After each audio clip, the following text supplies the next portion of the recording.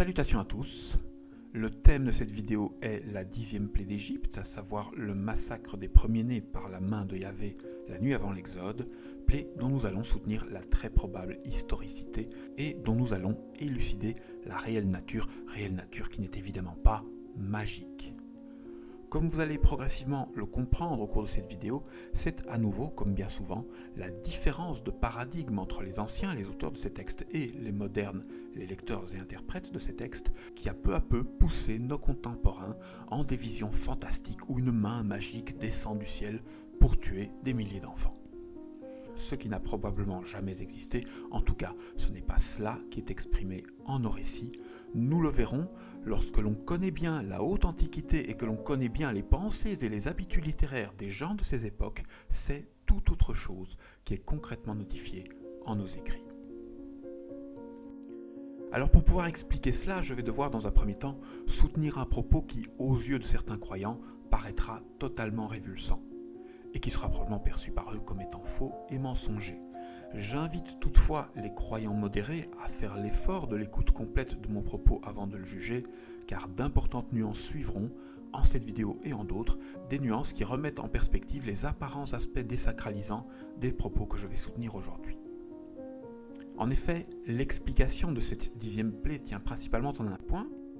Le personnage qui est nommé Yahvé dans ces passages bibliques de l'Exode est un homme, un humain réel, un homme qui est même un personnage historique relativement connu, nous verrons plus tard lequel. Ce personnage historique fut jadis associé à la divinité Yahvé pour des raisons qui relèvent du sacré, des raisons pertinentes.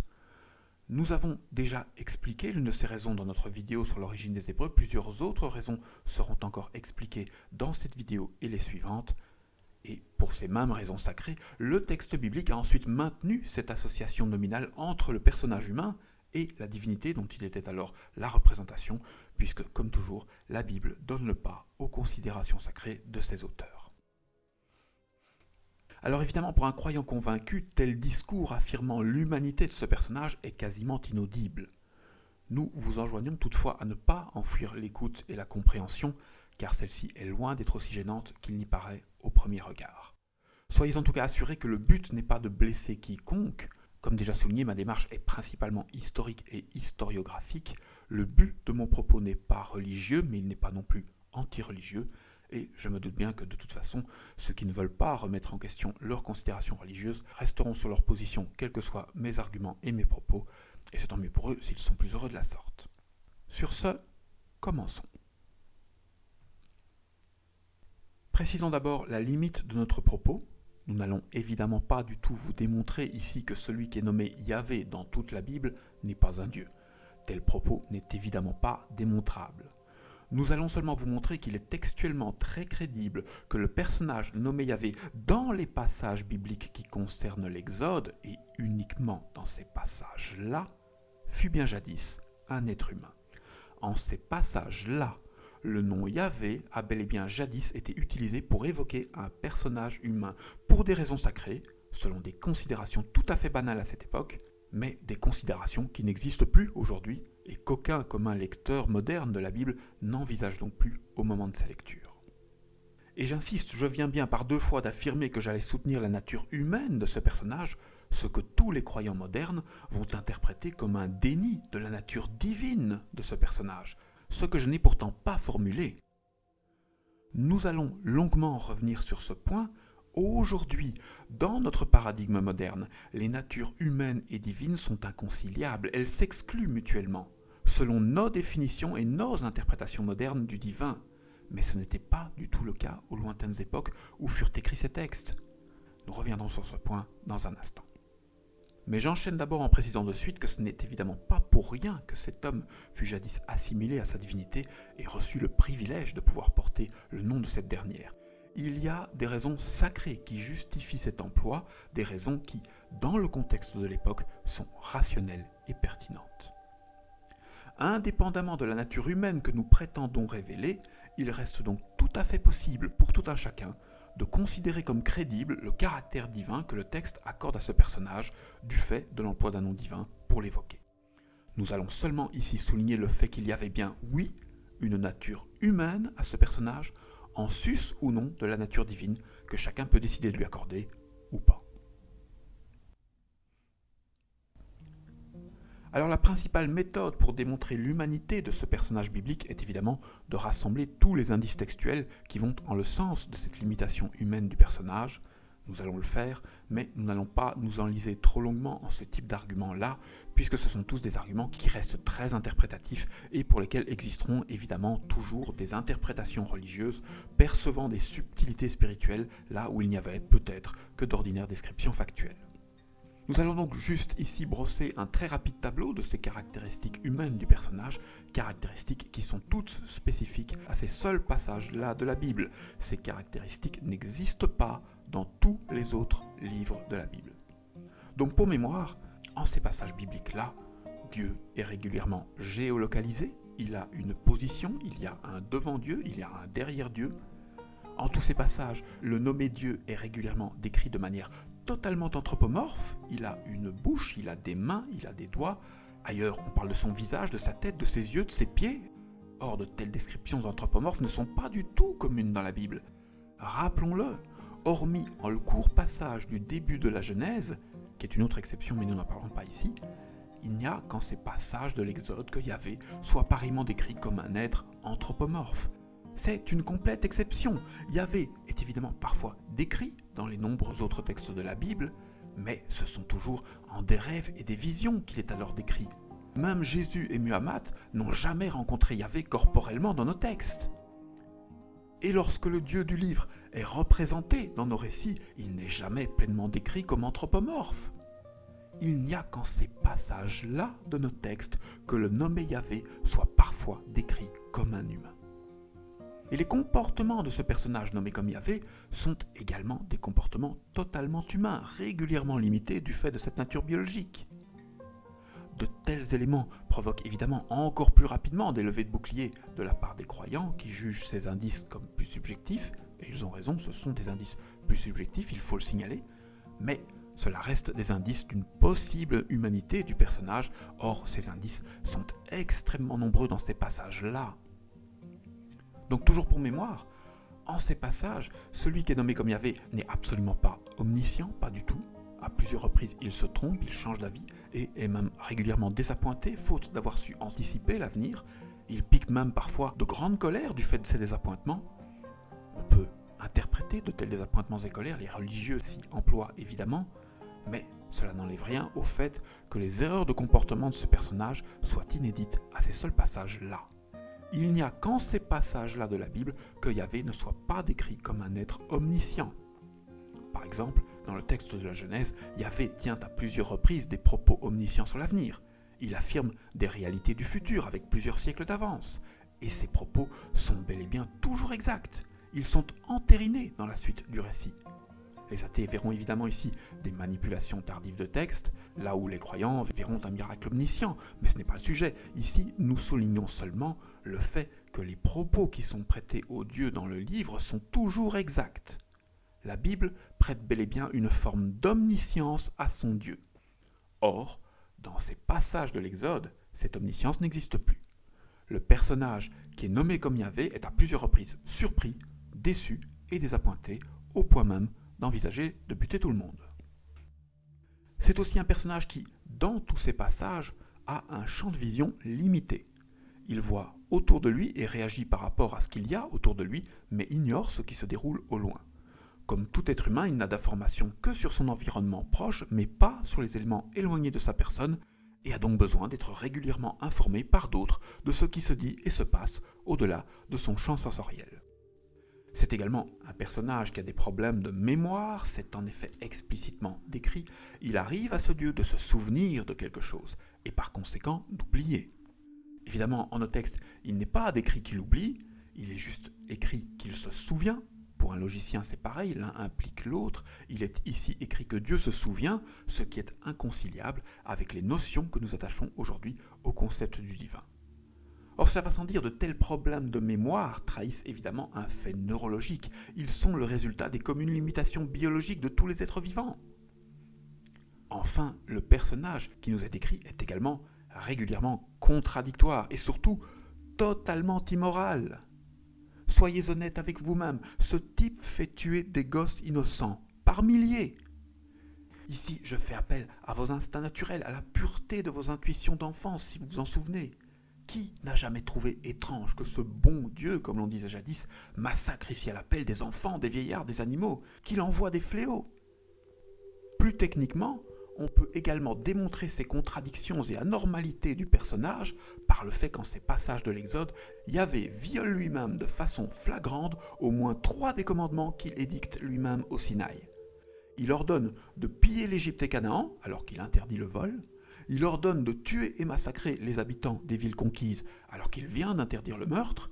Et dans le désert, il ordonnera aussi plus ponctuellement de fabriquer une idole, alors qu'il a lui-même fermement interdit de telle fabrication. Pire même, au regard de la morale humaine, le personnage qui nous est décrit dans ces textes est un occasionnel parjure. À plusieurs reprises, le nommé Yahvé de ces textes envisage bel et bien de se parjurer. Il se fâche et décide de détruire tout Israël malgré qu'il ait juré main levée de ne jamais le faire. Puis, finalement, il se ravise car Moïse lui parle, le calme et parvient à le faire changer d'avis. Car oui, c'est écrit, c'est un Dieu qui change parfois d'avis. Ses intentions et idées ne sont pas toujours très stables. À plusieurs reprises, communiquer avec un simple mortel lui permet de mieux comprendre comment agir et réagir, ce qui implique que la compréhension et l'entendement de cet être qualifié de divin étaient insuffisantes avant ces communications. Tout cela n'est évidemment pas très divin, c'est humain, c'est complètement et totalement humain. Nous sommes en face d'un personnage autoritaire et colérique, un personnage qui perd bel et bien parfois le contrôle de sa personne. De plus, la Bible précise à plusieurs reprises que celui qui est appelé Yahvé dans ces textes-là est bien une personne parfaitement visible aux yeux de tous. C'est écrit de manière totalement explicite, la Bible est formelle, ses mots sont clairs et limpides. Dans tous ces passages, le personnage nommé comme Yahvé est bel et bien visible aux yeux de tous. En ces passages, il n'est pas question des rêves et visions spirituelles que l'on retrouve dans tous les autres textes bibliques. Non, Dieu est matériel. Fini les subtilités symboliques des rêves divins d'Abraham, de Jacob, de Joseph et les centaines de visions divines d'Ézéchiel, Amos, Daniel, Abdias, Naoum, Habakkuk et Zacharie. Non, rien de tel. En ces passages-là, le nommé Yahvé est un être visible par tous, avec les yeux. Et ce personnage n'est pas seulement visible, il est également touchable. Car oui, c'est écrit. En tous ces passages, Dieu est palpable, il est matériel, il frappe les roues des chars et on peut le toucher. On est directement massacré si on le fait, évidemment, mais il est tout de même possible de le toucher. En ces passages, on peut toucher le nommé Yahvé. Il est donc bien matériel. Et le ciel tout entier semble suivre son Dieu en cette matérialisation exclusive. Car oui, en ces passages-là de nos textes, et uniquement en ceux-là, le ciel se transforme en véritable brocante. D'un bout à l'autre de la Bible, du Coran et des écrits juifs, Yahvé ne donne jamais aucun objet à aucun de ses disciples, adeptes et prophètes. Aucun! Ni Noé, ni Abraham, ni Isaac, ni Jacob, ni Joseph, ni aucun des prophètes ne reçoit jamais aucun objet matériel de la part de Yahvé. Ce qu'ils reçoivent, ce sont des révélations, des visions, des rêves ou des choses de ce genre. Dans les livres sacrés, il y a une communication possible avec le divin intérieur, des échanges spirituels, mais jamais aucun objet. Même Muhammad, pourtant formidable prophète, n'a jamais reçu aucun objet de la sorte. Même Jésus-Christ, pourtant nommé comme son fils, ne reçoit jamais aucun accessoire matériel de la main de Dieu son Père. Et voilà que, curieusement, au cours de ce seul passage de l'Exode, Yahvé commence à distribuer des objets à tout vent. Un bâton magique par-ci, 2 tables en pierre écrites de sa main par-là, quelques livres écrits par lui-même, les plans de son temple écrits de sa main, etc. Et cette fois, il n'est pas ici question d'une quelconque forme de lyrisme ou d'une pratique littéraire ancienne, non. Car ces lyrismes sont observables par tous, ils sont touchables par tous, même par les infidèles égyptiens. Ces lyrismes sont entreposés dans des coffres bien réels et le poids de ces lyrismes semble avoir nécessité plus d'un porteur. Il n'est donc absolument pas question de lyrisme dans ces extraits. Ce sont bien des objets réels. Des objets réels qu'il nous faudrait considérer comme émanant directement du créateur des 2000 milliards de galaxies que compte l'univers. Je conclus pour ces points. Je ne prétends pas débattre sur chacun de ces indices matériels. Je sais bien que pris individuellement, leur valeur est très mince. Je sais bien qu'en existent des interprétations spirituelles qui sont même parfois crédibles, mais seulement quand on les prend individuellement. Or, il n'y a pas qu'une ou deux inepties de la sorte dans ces passages, il y en a plusieurs milliers. Lorsqu'on fait une lecture entière de ces textes, il faut adjoindre au récit plusieurs centaines d'interprétations spirituelles spécifiques, toutes différentes, pour parvenir à en justifier toutes les étrangetés trop humaines et trop matérialisantes. Et c'est un fait, toutes ces étrangetés sont toutes spécifiques à ces seuls passages-là. Il n'existe rien de similaire en les 67 autres livres que compte actuellement la Bible, chez les catholiques. C'est un fait. En ces passages-là de nos Bibles, le nommé Yahvé est décrit de manière totalement différente à tous les autres textes du livre. Il n'y a qu'en ces passages-là qu'il soit visible de tous, il n'y a qu'en ces passages-là qu'il soit touchable, il n'y a qu'en ces passages-là qu'il donne des objets matériels, il n'y a qu'en ces passages-là qu'il se trompe, qu'il se parjure, qu'il change d'avis, etc. Peut-être serait-il donc sage d'au moins envisager qu'il nous faille regarder différemment le personnage nommé comme Yahvé en ces passages-là. Donc pour comprendre la différence de ces textes et comprendre ce qui s'est réellement passé au moment de la 10e plaie, il faut juste se souvenir d'un fait banal de la haute antiquité. En ces époques-là, les rois étaient jadis considérés comme des dieux. Silence! Pharaon parle. Je suis l'étoile du matin et du soir. C'est un fait démontrable et démontré, un fait que la Bible rappelle elle-même en ses fondements. La majorité des rois des plus anciens temps furent jadis vénérés comme des dieux. Ils étaient bel et bien universellement considérés comme étant de la même nature que les dieux, dieux qu'ils se donnaient d'ailleurs régulièrement comme pères ou ancêtres. Telles étaient les considérations universelles de l'époque, et ces considérations et pratiques sont bien également partout présentes dans les plus vieux textes de nos Bibles. Et il n'est même pas du tout exclu que tous ceux que nous avons jadis nommés comme des dieux aux plus hautes époques de l'histoire furent bien d'abord tous de simples rois, qui furent ensuite idolâtrés de leur vivant ou après leur mort. Soyons clairs, ceci n'est évidemment pas démontré pour tous les rois anciens, et ce ne sera probablement jamais le cas, mais il y a bien une partie signifiante des rois connus des plus hautes époques pour lesquels ce propos est aujourd'hui archéologiquement démontré. Plusieurs des plus anciennes divinités de l'histoire sont d'anciens rois, c'est un fait. Et il n'est pas du tout exclu que ce soit le cas pour tous les autres dieux anciens, mais que nous n'arrivions tout simplement plus jamais à en retrouver les preuves dans beaucoup de ces autres cas. Rappelez-vous d'ailleurs que ce rapport entre la royauté et le divin existait bien déjà au sein de la culture sumérienne, la plus ancienne des cultures de notre histoire. Or, les Sumériens sont à l'origine du concept de la royauté. Ce sont eux qui ont développé ce concept qui s'est ensuite propagé dans toutes les régions avoisinantes en même temps que beaucoup d'autres des éléments de leur culture. Le concept même de royauté s'est donc bien développé et propagé à partir d'un foyer qui considérait une importante connivence entre les natures royales et divines.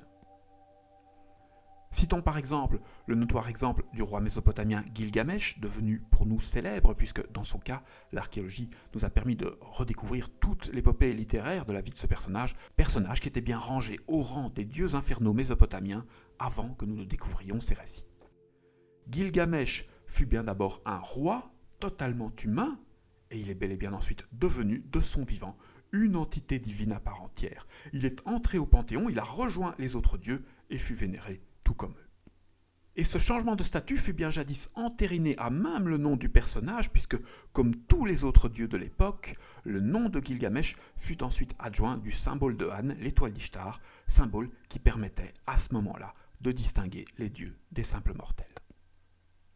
Alors cette considération ancienne a évidemment un nom bien connu aujourd'hui, cela s'appelle une apothéose.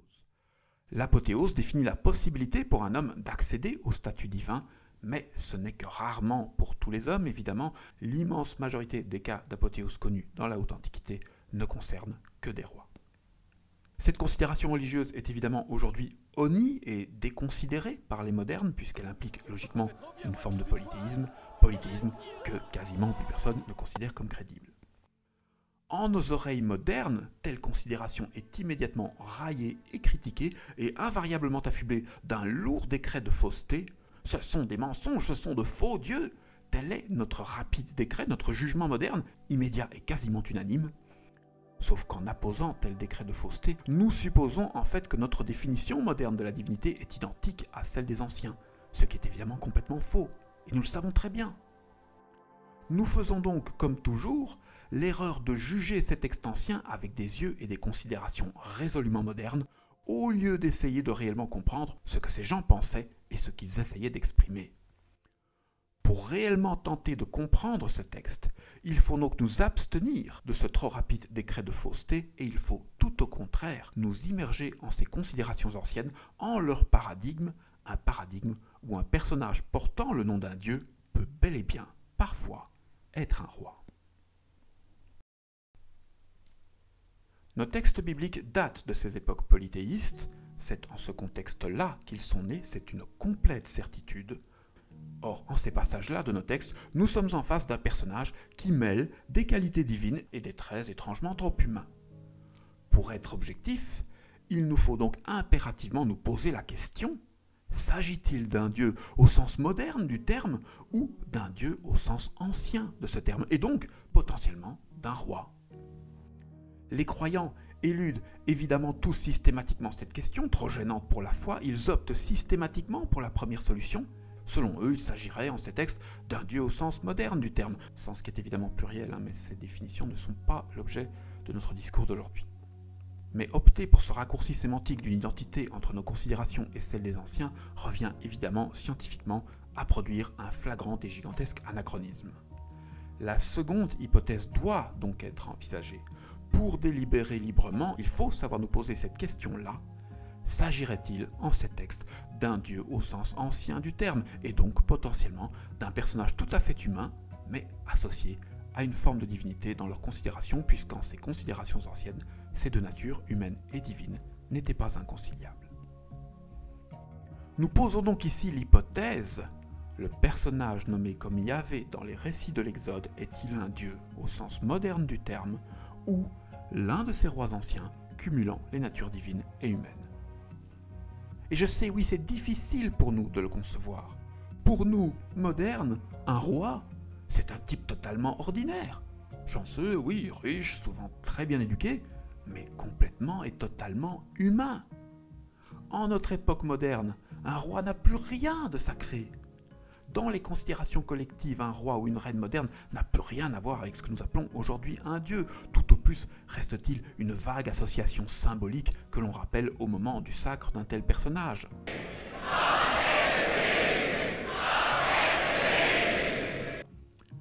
Du fait de l'inexistence de ce rapport roi-dieu en notre époque, nul moderne n'envisage donc ordinairement de telles implications lors de la lecture de la Bible. Mais telle était pourtant bien la pensée des anciens. Les rois étaient jadis sacrés, complètement sacrés, non sans raison. La naissance même du concept de roi, concept qui dérive de l'Ensi des Sumériens, associe immanquablement cette fonction à des considérations sacrales établies dès le début des temps historiques au sein du rite sacré de la hiérogamie, rite ancien jadis totalement nécessaire à l'obtention de toute forme de statut royal. Donc en nos considérations modernes, affirmer que le Yahvé de ces passages bibliques serait un roi reviendrait à infirmer sa divinité, ce que tout croyant peinerait évidemment à concevoir. Mais en les considérations des anciens, c'est l'inverse. Affirmer le caractère royal d'un personnage implique d'affirmer sa divinité, ou au moins d'approcher le personnage d'un pareil statut divin.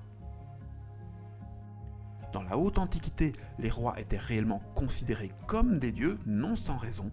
Nous verrons plus tard l'origine de cette considération, ce n'est pas l'objet de la présente vidéo, mais oui, il y avait bien jadis des raisons logiques à cette considération. Les rois furent jadis les porteurs exclusifs d'une expérience humaine importante qu'ils étaient alors les seuls à connaître, à vivre et à comprendre, ce qui faisait d'eux des individus à même de comprendre les secrets des dieux et du passé, et donc à même par moments d'atteindre à des compréhensions fondamentales difficilement atteignables pour tout autre. Mais donc oui, certains rois anciens étaient bel et bien dits être divins. Ce n'est pas une hypothèse, c'est un fait, entériné par des centaines de précédents historiques. Et c'est une considération qui, de manière atténuée, existe encore aujourd'hui, mais aujourd'hui, elle ne s'applique plus beaucoup à des rois, elle s'applique plus régulièrement à des prophètes. Les prophètes ne sont pas des dieux, ce sont bel et bien tous des hommes, mais ils sont bel et bien collectivement perçus comme des expressions humaines d'un fond divin du fait de leur lucidité, du fait des révélations qu'ils prodiguent, et comme les propos de tels personnages sont parfois considérés comme les propos émanant du divin, il arrive bel et bien encore aujourd'hui quand des écrits sacrés, les noms de ces prophètes soient remplacés par le nom de leur divinité au moment de ces expressions. C'est pareil.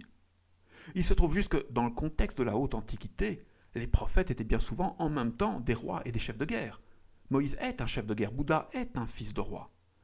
C'est là une application logique des conditions de ces temps, du contexte de ces époques, où seule une extrême minorité d'individus avait jadis accès aux connaissances. Donc la nature divine et royale ne s'excluait pas dans la haute antiquité, que du contraire, elle s'impliquait quasiment systématiquement. Le fait d'affirmer ici cette potentielle nature royale du personnage nommé Yahvé dans ces passages de l'Ancien Testament n'est donc pas une affirmation de la potentielle nature divine du personnage. Tout dépend de vous, tout dépend de la définition que vous donnerez au divin.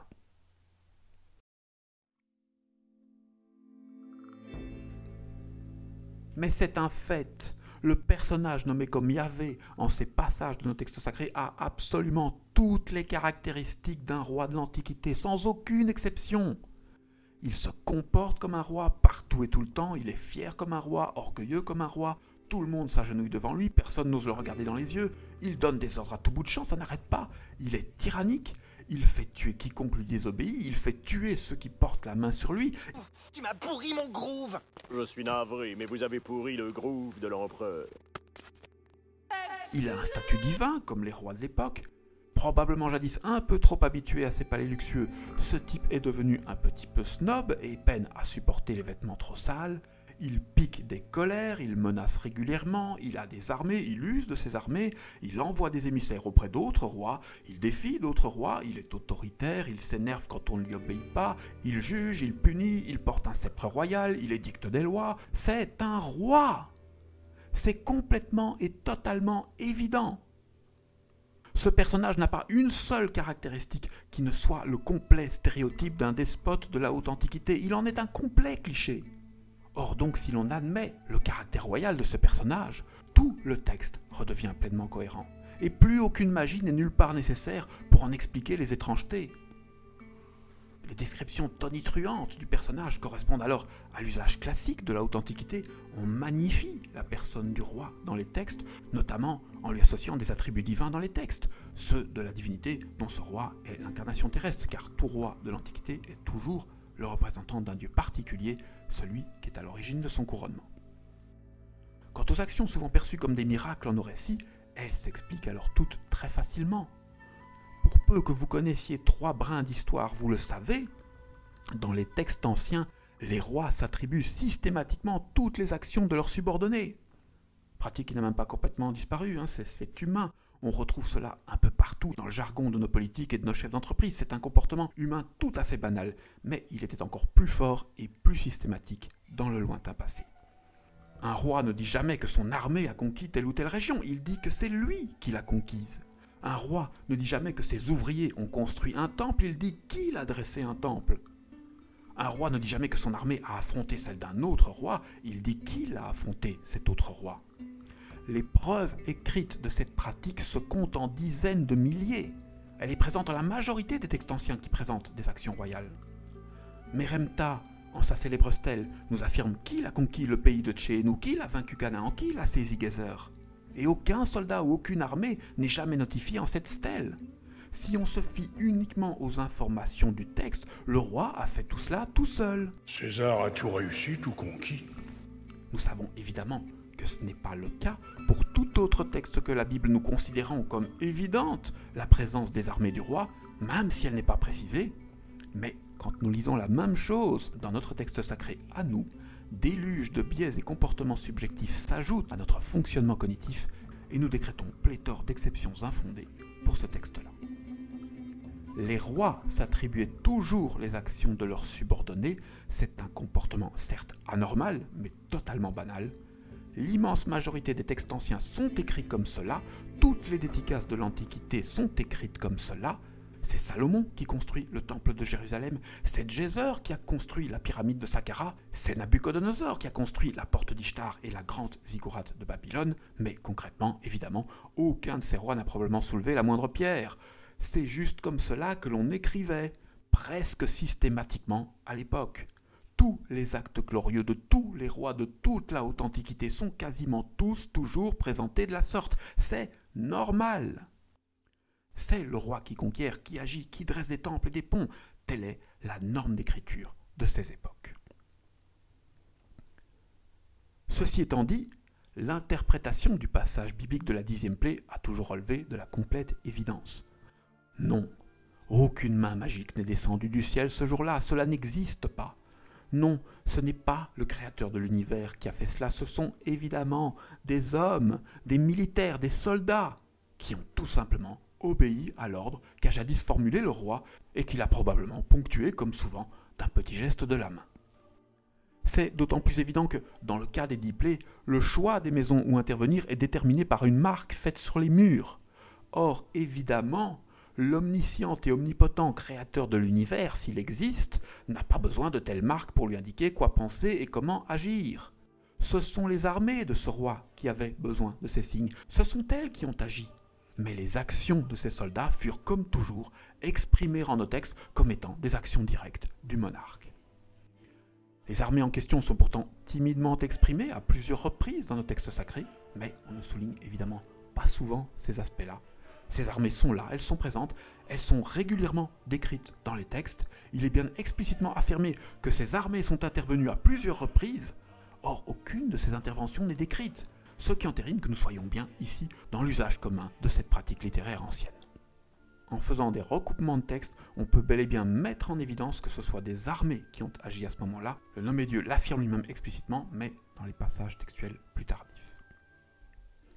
Et la 10e plaie n'est évidemment absolument pas le seul cas de miracle qui puisse s'expliquer par la compréhension de ce procédé littéraire ancien. Il y en a beaucoup d'autres. La plupart des fléaux sont le résultat de pareilles actions militaires non décrites. Et il n'y a pas que les fléaux. Nous avions déjà démontré un autre exemple de la même pratique dans notre vidéo sur le passage de la mer Rouge. Moïse lève son bâton et l'eau s'ouvre. C'est une même commune application de la même commune pratique littéraire antique. Moïse a bel et bien levé son bâton royal, et le bras d'eau s'est bel et bien ensuite ouvert du fait de ce mouvement de bâton. Le texte oublie simplement, comme toujours, de nous préciser les travaux manuels des milliers d'hommes qui ont ensuite obéi à cet ordre en creusant. Rappelons-le, au moment de ce passage, ils sont 600 000 mâles adultes rassemblés sur quelques kilomètres carrés à peine. À ce moment-là, c'est l'un des plus grands rassemblements humains de toute l'histoire des hommes. C'est l'une des forces manuelles de travail les plus grandes qui ait jamais existé. Et ils vont évidemment user de cette main-d'œuvre formidable. Ils auraient été complètement débiles de ne pas le faire. À plusieurs reprises, ils vont user de cette main-d'œuvre colossale pour passer les canaux égyptiens, et ensuite, plus tard, pareillement, pour passer le Jourdain. Jourdain qui est un tout petit fleuve, je le rappelle, au vu de leur nombre, c'était un travail de quelques heures à peine. Avec une armée beaucoup plus petite, Cyrus est parvenu à détourner tout l'Euphrate, dont le débit est pourtant plus de 20 fois supérieur à celui du Jourdain. Donc comprenez-le bien, ce ne sont pas des mensonges qui sont écrits en nos Bibles, c'est juste une autre pensée, d'autres considérations, d'autres pratiques littéraires. Le pouvoir royal fascinait à l'époque. Pour l'immense majorité des peuples anciens qui sortaient de millénaires de fonctionnement tribal, ce pouvoir royal paraissait vraiment magique. C'était très réel, mais c'était fascinant. Un type lève la main, il demande un pont, un temple ou exige la mort de dizaines d'hommes, et tout ce qu'il demande devient ensuite réel sans qu'il n'ait plus à bouger le petit doigt. C'est magique. Pour nous, aujourd'hui, tout cela est évidemment complètement banal, mais pour eux, à l'époque, c'était encore relativement nouveau. Dans la vie clanique, il n'y avait jamais eu de pareille soumission groupale aux maux et caprices d'un seul homme, cela n'existait pas. L'autorité groupale de ces premiers seigneurs, ces premiers rois et la puissance factuelle qu'elle impliquait par ce biais social, tout cela fascinait et terrifiait les peuples qui découvraient ces modes de fonctionnement. Rien de similaire n'avait existé jusqu'alors.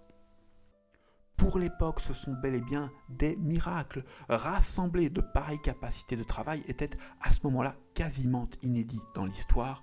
Jusqu'alors, les millénaires de vie tribale dont sortait l'humanité avaient toujours impliqué la limitation numéraire des groupes, limitation qui rendait impossible de pareilles réalisations.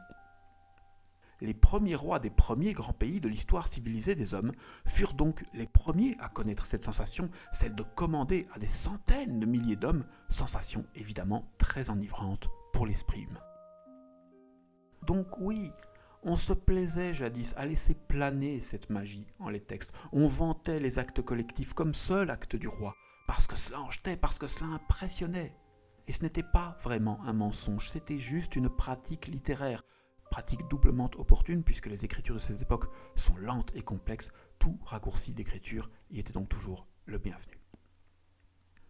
Le texte biblique s'exprime donc simplement comme tous les autres textes de la haute antiquité.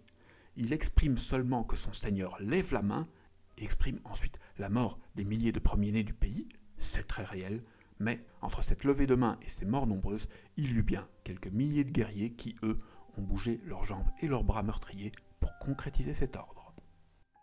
Si donc vous êtes de ceux qui ont été élevés avec de telles images, celle d'un Dieu tueur d'enfants, partial et omnipotent, image absolument terrifiante pour un enfant, si vous êtes de ceux dont l'esprit a jadis été façonné et manipulé par de telles images, issues de quelques Cécile B. 2000 ou autres œuvres, apaisez-vous, cela n'existe pas. Ce sont des hommes qui ont agi à ce moment-là, c'est certain. Le nommé Yahvé en ces passages est un homme, un roi. Il fut certes associé au divin, mais pour des raisons totalement différentes, des raisons qui n'ont rien à voir avec les exactions du personnage en tous ces passages-là. Apaisez-vous, il n'y a pas de main dans le ciel. Ce sont des hommes qui ont fait ça. Craignez par contre la bêtise des hommes, celle-là, elle est bien réelle, mais il ne faut évidemment en aucun cas lui céder. Noir.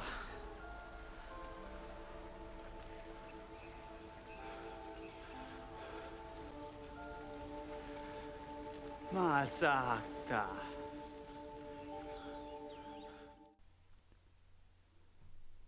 Enfin, rappelons que, comme nous l'avons déjà montré et démontré en nos livres, et plus partiellement dans notre précédente vidéo, le nom Yahvé a bien jadis été apposé sur le nom de plusieurs autres dieux anciens dans les textes bibliques de ce passage spécifique de l'Exode. Si ce n'est fait, nous vous invitons à voir la vidéo que nous avons publiée sur ce sujet-là. Nous ne saurions pas ici en réexpliquer tous les éléments. Nous y expliquons notamment qu'au moment du syncrétisme religieux qui eut jadis lieu au Sinaï, syncrétisme qui est décrit dans la Bible, le nom Yahvé s'est jadis imposé par-dessus tous les noms des anciennes divinités de ces peuples. C'est ce qui se déduit logiquement des informations concrètement présentes en nos textes sacrés. Et l'un des noms divins qui fut alors effacé et remplacé par le nom Yahvé fut bien le nom Baal, le dieu du peuple Hyksos, peuple alors présent et militairement dominant au sein de ces exilés. Or, comme nous l'avons largement démontré en plusieurs de nos vidéos, c'est bien ce dieu-là, le dieu Baal des Hyksos, qui est présent en ces passages-là de nos textes bibliques. C'est ce dieu-là qui est représenté par un serpent, par la lèpre, par des fléaux, par un âne, par une tempête, par un veau d'or, etc. Ce sont bien tous les symboles de Baal, le dieu Seth des Égyptiens, qui sont partout présents en ces passages-là de nos textes, de manière surabondante et totalement évidente. À proprement parler, nous ne venons donc pas de montrer que le nommé Yahvé de nos textes fut jadis un roi humain, nous venons seulement de montrer que le personnage biblique jadis nommé Baal fut bien un roi humain, mais que le nom Yahvé fut ensuite plus tard apposé sur le nom de ce personnage du fait de l'unification religieuse alors en cours. Ce qui est très différent en fait, et cela constitue déjà un argument en soi, c'est un indice de probité. D'abord, parce que Baal est évidemment universellement associé à de tels meurtres d'enfants premiers-nés dans toute l'Antiquité, il est donc tout à fait logique de retrouver de telles actions en un personnage qui serait pareillement nommé Baal plutôt que Yahvé. Ensuite, parce que c'est bien au cœur d'un culte dont nous savons qu'il nommait son roi comme son dieu que nous découvrons ici cette pratique. Dans le culte de Yahvé, jusqu'à preuve du contraire, on déteste les faux dieux et les rois n'étaient jadis pas autorisés à porter eux-mêmes le nom du dieu. Mais il en était jadis tout autrement dans le culte du dieu Baal, évidemment. Au sein du culte de Baal, la pratique consistant pour un roi à porter le nom de son dieu était totalement banalisée. Et c'est un fait établi en les cultures qui vénérèrent jadis cette forme de divinité, le roi était toujours perçu comme l'incarnation terrestre de ce dieu. Tout roi était l'incarnation locale du dieu Baal, culte devenu très pluriel du fait de cet emploi. Il y eut des centaines de Baals différents, car dans la religiosité de ce culte, Baal était le dieu des rois, le dieu des dieux, le sommet du pouvoir, le prédateur dominant. Le roi se confondait donc en la personne du dieu au moment où il accédait à cette suprématie. Le roi était Baal de ce fait et il l'était aussi rituellement, du fait d'être l'incarnation du dieu Baal dans les rites associés à cette religiosité, dont notamment le fameux rite sacré de la hiérogamie, dont Baal était alors la composante masculine en ces époques, en ces régions. Et dans les régions ouest-sémitiques, tout roi était bien en plus quotidiennement appelé par ce mot, rapidement devenu un titre en ces régions-là. En effet, si en les régions d'origine du culte de Baal, en Mésopotamie, ce nom n'est pas souvent devenu un titre, en toutes les régions proches du territoire cananéen, le nom de ce dieu s'est rapidement assimilé à un mot commun de prononciation très proche dans la langue du pays, puisqu'en cananéen et aussi en phénicien, le mot Baal signifie tout simplement Seigneur. En ces régions, le terme était donc quotidiennement utilisé pour tous les rois.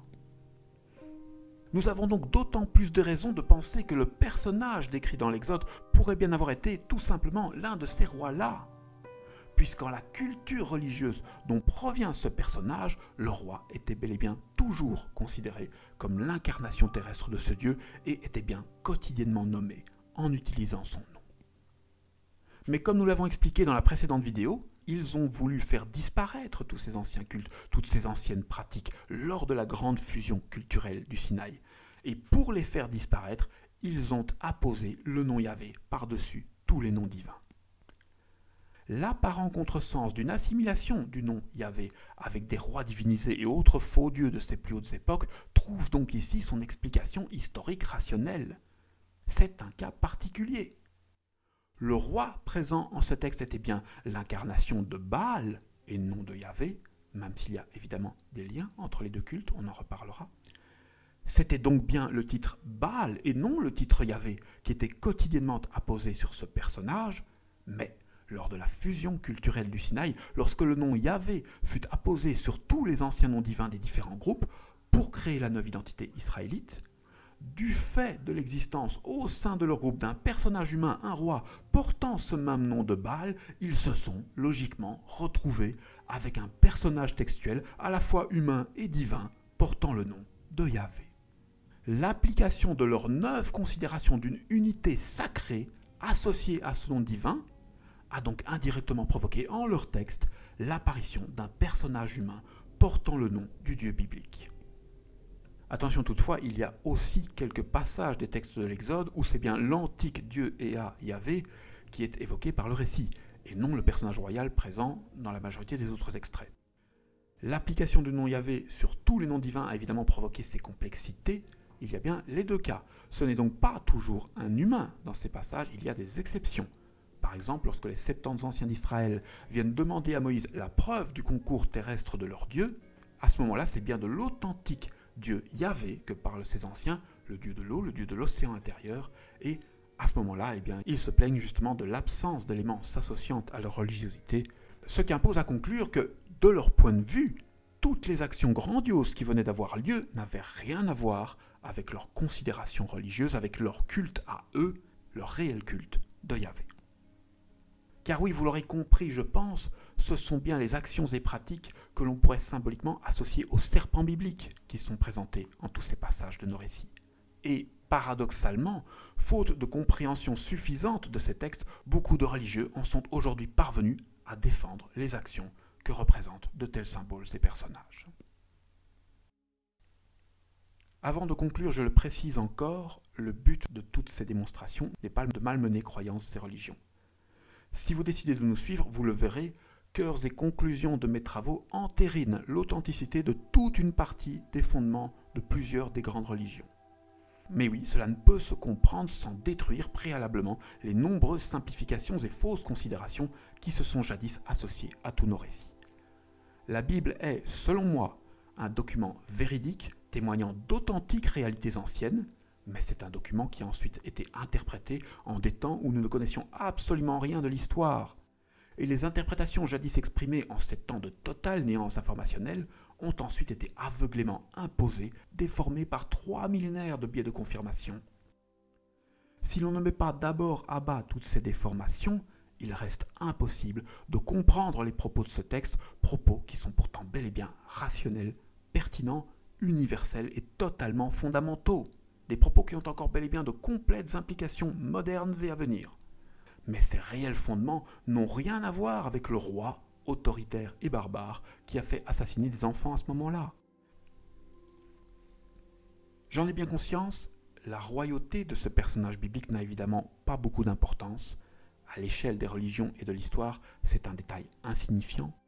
Nous ne sommes absolument pas ici en train d'explorer le cœur de mes travaux, ce sont juste de lointaines applications périphériques.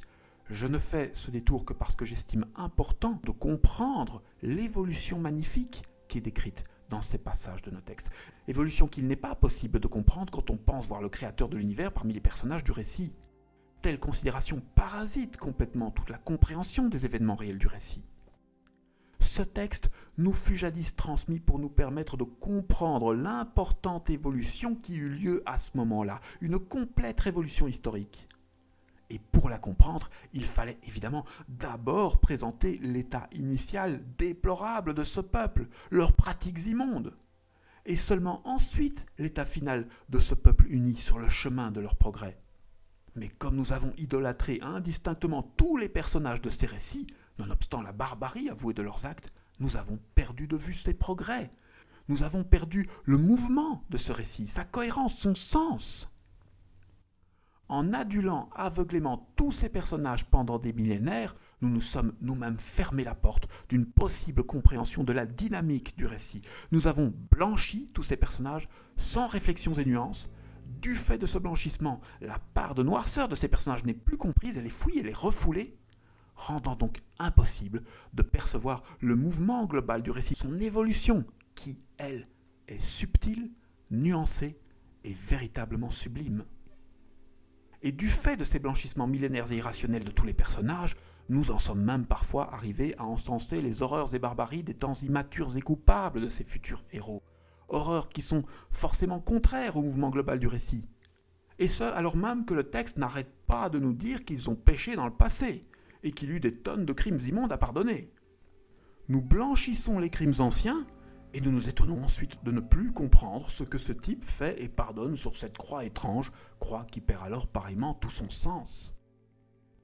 C'est un roi qui est dans ces textes. Ce type s'est présenté à nous par un serpent, par la lèpre, par l'absence de pitié, par des milliers de meurtres d'enfants, le complet contraire des symboles de Yahvé dans le début de nos récits, mais nous avons vénéré ce personnage au lieu de comprendre ce qu'il représentait symboliquement. La vanité.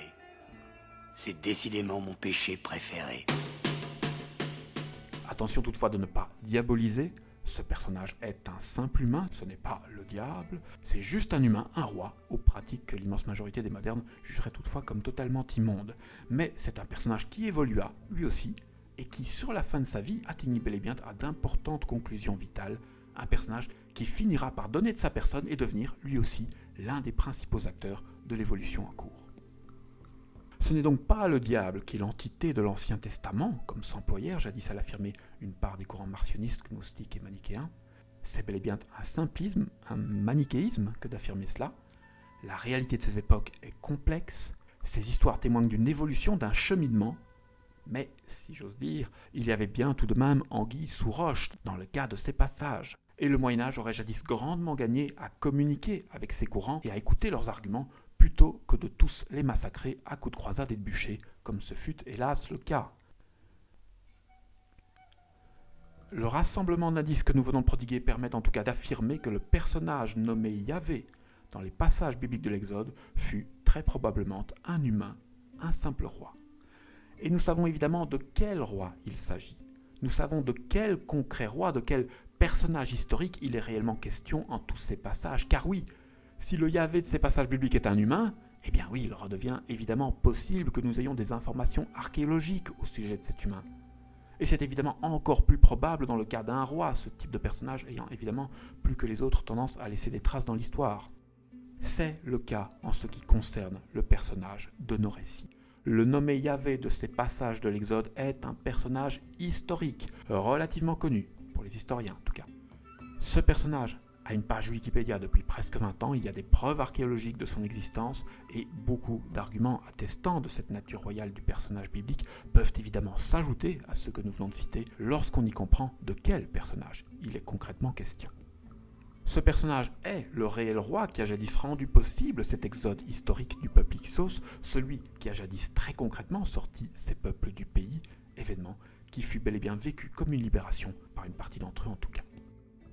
Et cette identité au personnage historique ouvre évidemment la voie à plusieurs autres importantes compréhensions pour nos récits, puisqu'en cette identité retrouvée, nos textes retrouvent toute une part de leur réalité perdue et que telle identité peut parfois permettre de mettre à bas des millénaires d'interprétations fallacieuses pour revenir aux significations originelles de ces écrits.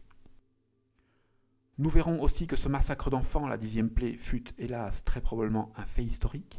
Il en existe des indices signifiants dans la littérature égyptienne, des indices mais non des preuves. Mais nous garderons cette matière pour une prochaine vidéo, dans quelques mois sur cette chaîne, si vous décidez de nous suivre. Merci à tous les esprits ouverts qui nous ont écoutés jusqu'ici. Merci à tous les abonnés qui nous soutiennent depuis longtemps et bienvenue aux nouveaux abonnés, assez nombreux ces temps-ci. Et encore un bien plus grand et sincère remerciement aux 5 à 10% des anciens qui ont acquis un ou plusieurs de nos livres. Les paroles, cela s'envole, des vidéos de ce type, cela peut évidemment disparaître, mais les écrits demeurent et permettent une compréhension beaucoup plus aboutie. C'était Alan Arsman qui vous donne rendez-vous, comme toujours, dans un mois. Bonne fin d'automne à tous, au revoir.